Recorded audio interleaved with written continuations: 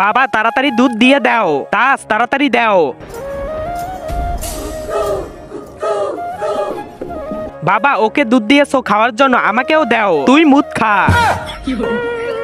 আজকে সব হিসাব করেই ছাড়বো। বাবা বাবা বাবা কোথায় গেল? রাজকুমার নাগরাজকে কালিয়ানাগ বন্দি করেছে। কি?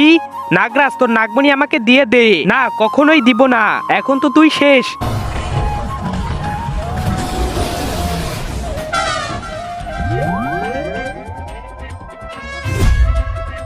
বাবা আপনি ঠিক আছেন তো?